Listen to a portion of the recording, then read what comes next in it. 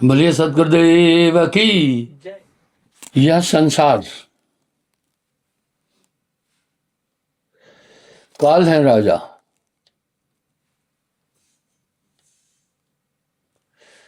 यह संसार काल है राजा, कर्म का जाल पसार। कर्म को समझना,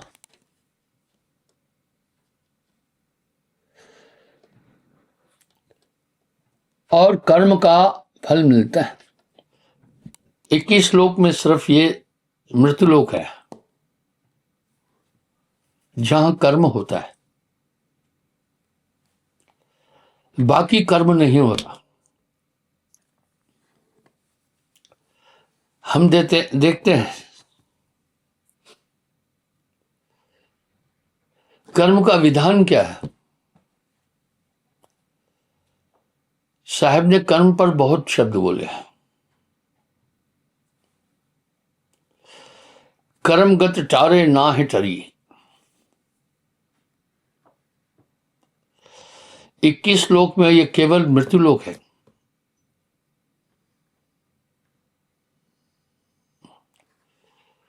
जहां कर्म का विधान है,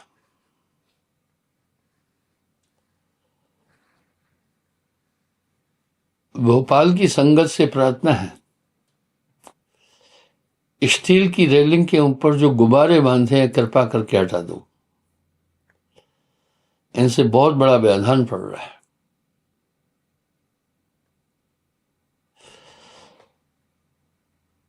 कर्मगत टारे ना है टरी।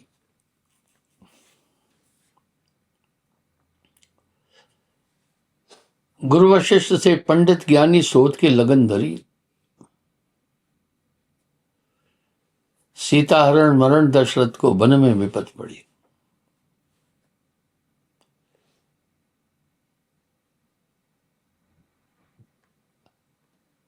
ये रास्ते से भी गुब्बारे हटा दो।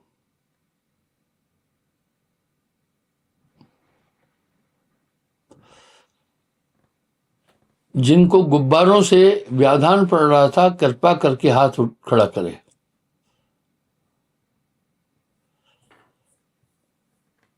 भाई इतने लोगों को गुब्बारे से व्याधान पड़ रहा था, कोई भी इसका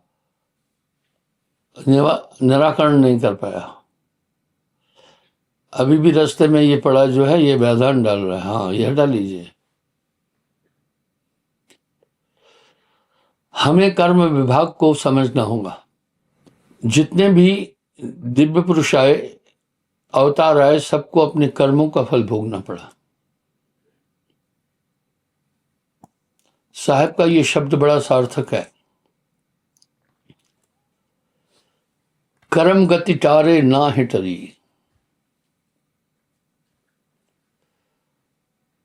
गुरु वशिष्ठ से पंडित ज्ञानी शोध के लगन धरी। सीता हरण मरण दशरथ को वन में विपत पड़ी। सभी के लिए बोला। हम देखते हैं ये कर्म दो प्रकार के हैं, शुभ और अशुभ।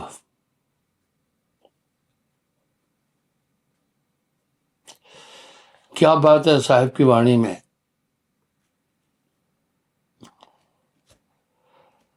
पाप पुण्य यह दोनों बेड़ी।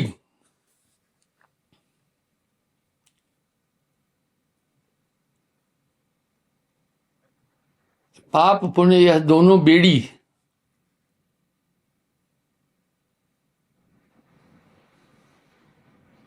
एक लोहा एक कंचन के भी। हमें कर्म के विभाग को अच्छी तरह समझना है,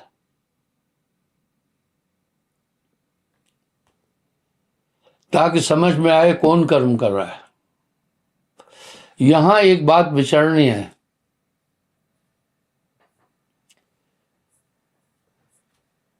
इस बात पर विचार करने से काफी चीजें हृदय में उत्पन्न हो जाएगी।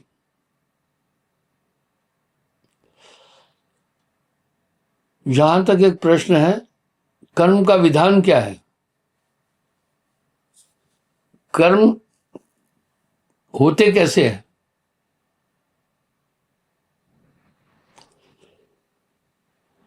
कर्म का अधिष्ठा कौन है? अच्छे और बुरे कर्म क्या है? गंभीर मसला है।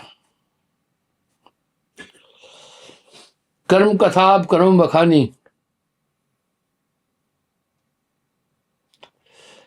कह रहे, कर्म की कथा बखान कर रहा हूं। जौन फांस अटके नर ज्ञानी।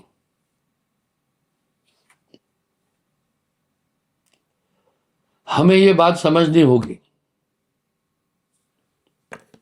कर्म का अधिष्ठा हुआ है कौन?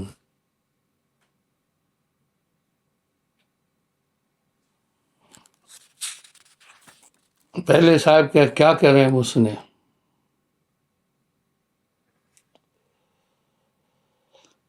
चारों खान कर्म अधिकाई, छह खानी मिल कर्म कराई। कर्म ही धरती पवन आकाशा, कर्म ही चंद्र सूर्य प्रकाशा।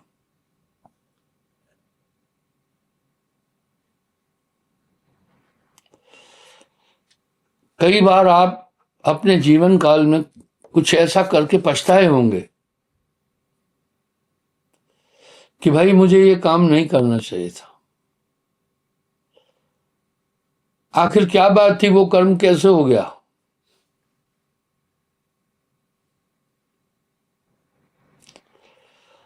बड़ा साफ संदेश दे रहे हैं साहब। कर्म कौन कर रहा है? कर्म का अधिष्ठान किसके हाथ में है? जब दोनों तरह के कर्म बाधक हैं, कर्म के विभाग को समझना होगा।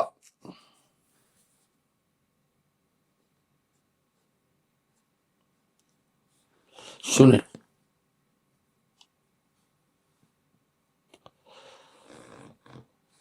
मन करता यह देह समाना।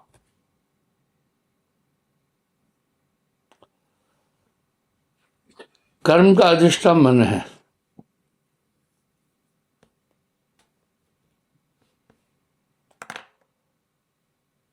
कर्म का अधिष्ठान मन है।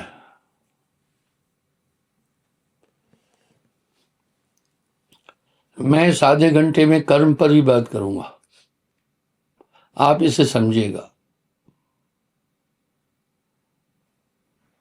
यहां साहब एक बात बोल रहे हैं, पाप पुण्य यह दोनों बेड़ी।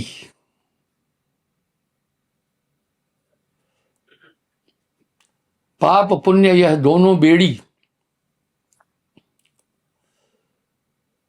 एक लोहा एक कंचन के लिए।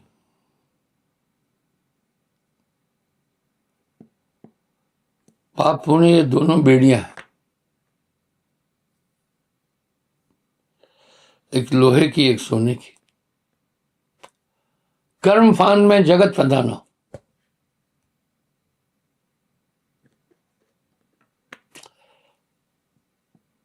कर्म का विधान समझिए। पहले संकल्प उठता है, पर यह संकल्प इतना बारीक है, आदमी सोच रहा है ये मेरा संकल्प है। नहीं नहीं नहीं नहीं, आत्मा संकल्प विकल्प से परे है। यही रहस्य इस ब्रह्मांड का है। संकल्प उठेगा, ये कार्य करना है, फिर निश्चय होगा। संकल्प कौन उठाया? मन करता यह देह समाना। बड़ी बारीकी से एक तरंग आपके पास आएगी। तरंग कहां से आएगी? आदमी कहां भूला हुआ है समझना। वो तरंग सीधा मस्तिष्क के पास आएगी, कोई नहीं जानता है। दिमाग में जब ये तरंग पहुंची दिमाग इस तरंग को डिकोड करता है। दिमाग समझ जाता है तरंग क्या है।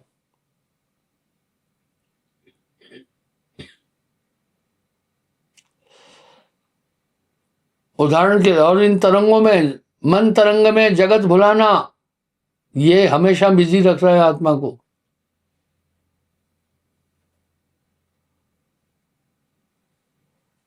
जैसे माँ बच्चे को झुंझुना देकर बहलाती है, मन इस तरह और माया बहलाती है।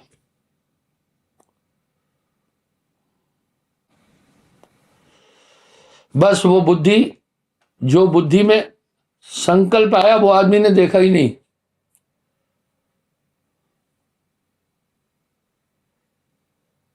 कि संकल्प दिमाग में कहां से आया। ये मन ने तरंगे भेजी। मन चाहता क्या है। मन आपको 24 घंटे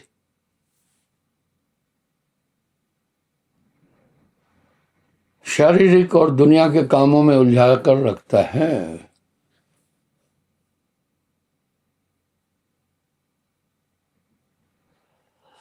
मनई स्वरूपी देव निरंजन तोह राख भरमाई, हे हंसा तू अमर लोक का पड़ा काल बसाई।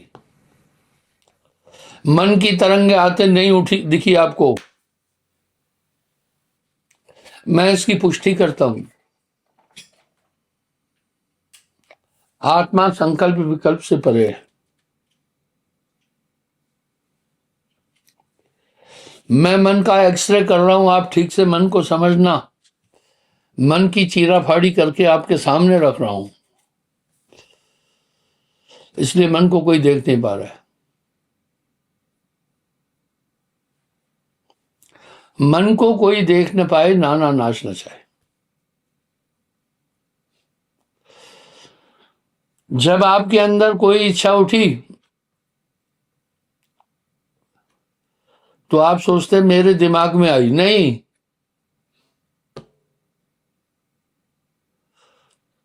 मस्तिष्क इच्छा पैदा नहीं करता है।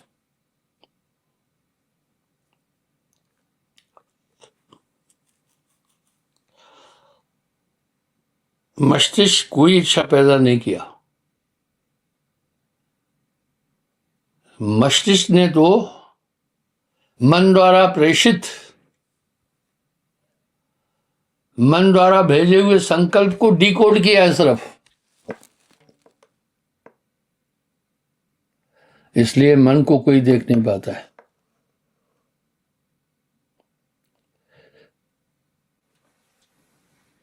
पर आप मन को देखेंगे, मन पर किसी का काबू नहीं है।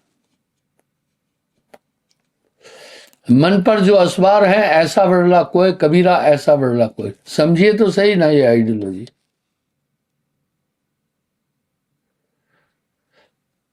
और साहब साफ कह रहे हैं, मन तरंग में जगत भुलाना। वो तरंगे आपके मस्तिष्क के पास आती है, मस्तिष्क उसको डिकोड कर रहा है, और ये तरंगे उठ रही है। इसका एक कारण, एक पल भी आपको कंसंट्रेट नहीं होने देता है मन।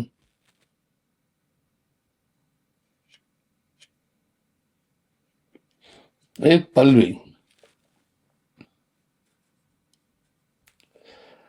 अगर आप एक पल एकाग्र हो जाएंगे तो मामला हल हो जाएगा।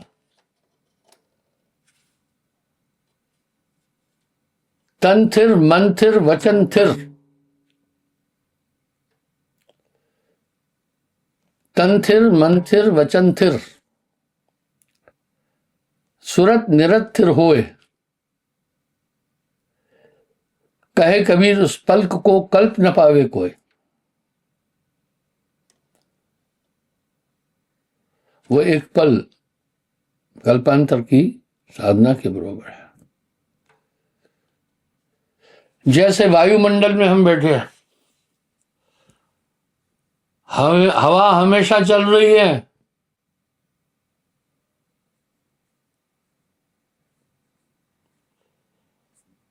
चाहे कपड़ा नहीं हिल रहा है, चाहे तेज जो झोंका नहीं आ रहा है, चाहे वृक्ष टहनियां नहीं हिल रही है, पर हवा चल रही है।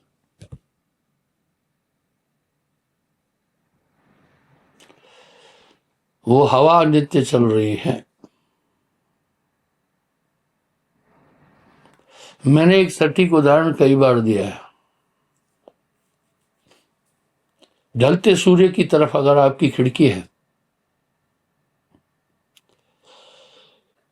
खिड़की में कोई छोटी सी दराज है,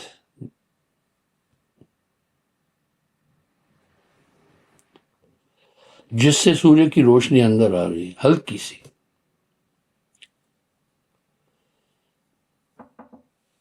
उस रोशनी में आप देखना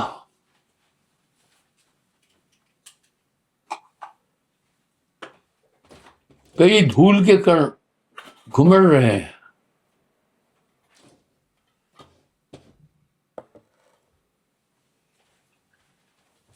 उसमें कई धूल के कण घुमड़ रहे हैं। वो कण घुमड़ रहे हैं। क्यों वो घूम रहे? हवा चल रही है, चाहे नहीं दिख रही है। इस तरह 24 घंटे मन के संकल्प विकल्प चलते हैं, जिससे आदमी एक पल भी एकाग्र नहीं हो। क्या बात है साहब की वाणी की, मन तरंग में जगत भुलाना। ये पूरी दुनिया उसमें है। साहब की वाणी कैसी है?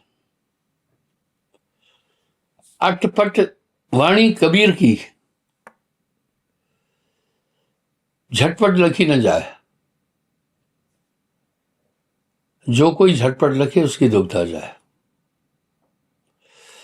इसलिए मन होशियार है, वो जानता है एक पल भी अगर छोड़ दिया तो ये आत्म साक्षात्कार कर लेगा।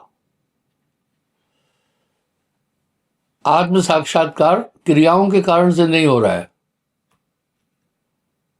क्रियाएं क्या है? चलना, उठना, बैठना, जागना, सोना, खाना, पीना, देखना, सुनना, सूंघना, उठना, बैठना, ये सब क्रिया है। 24 घंटे अंगेज रख रहा है आपको भाई। कितनी सहज वाणी है साहब की। चिंता तो सतनाम की और न चितवे दास, जो कुछ चितवे नाम बिन वही काल की फांस।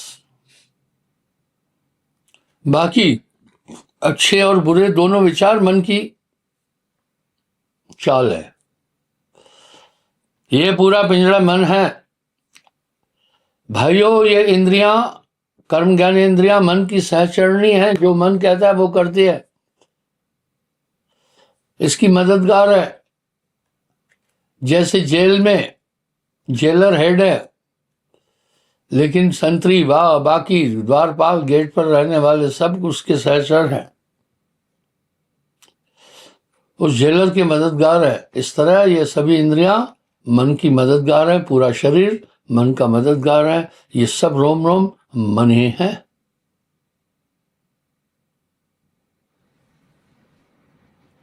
कितनी साफ वाणी है साहब की। संतो तन खोजे मन पाया।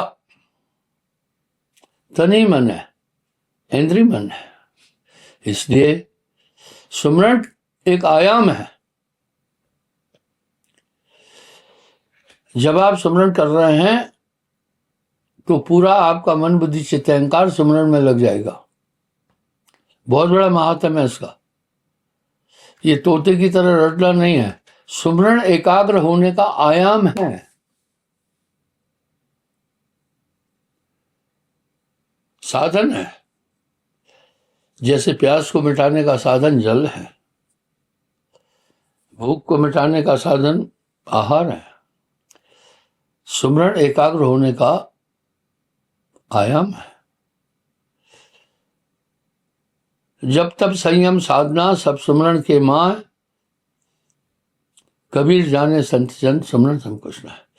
कितना साफ बोल रहे हैं। चिंता तो सतनाम की, और न चितवे दास, जो कछु चितवे नाम बिन वही काल की फांस। पर एक पॉइंट पर जाकर जब आप एकाग्र हो रहे तो सुमरन भी खत्म हो जाएगा। ठीक है,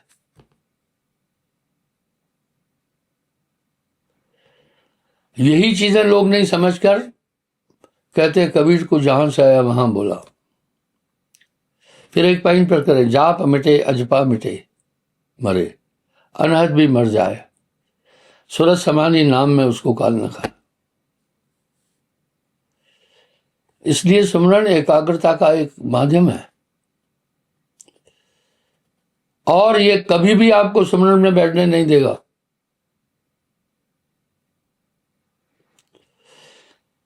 इतने तरीके से बहला देगा कि आप हैरान हो जाएंगे। आप सुमरन में बैठेंगे, जैसे एकाग्र होने वाले एक तरंग दिमाग में फेंकेगा कि फलाने ने मेरे साथ ऐसा ऐसा किया, मुझे मारा था, बस आपका ध्यान उसमें चला जाएगा, अनचाहे चला जाएगा। इसलिए चंद और चकोर की रीत से ध्यान कर, पल ही पल में ले अजूबा। ये सुमरन पल एक का नहीं है, 8 पैर भी ना रहे सुमरन सोई कहा है। इसलिए आप जब भी ध्यान में बैठे ये देखना कि मन क्या कर रहा है। आप अच्छी तरह जानते हैं आपका शरीर में कुछ नहीं चल रहा है। मन करता या देह समाना, मन अपने अपने पूरे काम कर रहा है। मन जो चाहता है वो करता है। मन करता या देह समाना, मन जागे मन सोवे, मन हंसे मन रोवे, मन लेवे मन देवे। वाह, कहत कबीर सुनो भाई साधो, जगत बना है मन से। इस तरह इतने तरीके से आपको बहलाकर उस संकल्प में ले जाएगा, और साथ में एक तरंग फेंकेगा, अरे बहुत जीना है, फिर कर लेंगे भजन। आगे कैसा है, उम्र बढ़ने के साथ में आपके अंदर की क्षमताएं और खत्म होती जाएगी। यही वक्त है, यही है वेला। मध्याह्न के बाद सूर्य का प्रकाश मंद हो जाता है, तेज भी मंद हो जाता है। यही वक्त है, यही है वेला। हर बार धोखा देगा, बाद में कर लेंगे ये काम, बाद में कर लेंगे, बाद में कर लेंगे, नहीं। नानक देव जी भी फरमा रहे हैं यही वक्त है, यही मिल, चेत सवेरे बावरे। इसलिए सुमरण तो आत्मा तक जाने का आयाम है। जब तब संयम साधना सब सुमरण के मां है। कबीर जाने संत जन, सुमरण सम कुछ है। इसलिए जब पूरे एकाग्र हो जाएंगे, मन की चलने मत देना। आप में ये चीज है, मन आत्मा से चेतन नहीं है, मन आत्मा से शक्तिशाली नहीं है, पर आत्मा ने ही अपने को मन मान लिया है। इसलिए आत्मज्ञान बिना नर भटके, क्या मथुरा क्या काशी। और ये फिर चेतावनी दे रहे हैं, क्षण सुमरे क्षण बीसरे, ये तो सुमरण ना है। 8 पैर भी ना रहे सुमरण सोई कहा। यही बात नानक देव जी भी फरमा रहे हैं, उठत बैठत जागत सोवत, उठत बैठत जागत सोवत, नाम जपे सिद्ध भय तिनके सब काज। नानक जो निश्चिन भजे, रूप राम तह जान, हरिजन हरि अंतर नहीं, नानक साची मान। तो भाइयों, मन को समझना, इस पर हमेशा नजर रखना। इससे बड़ा आपका बैरी कोई नहीं है। क्षमा चाहता हूं, समय हो रहा है।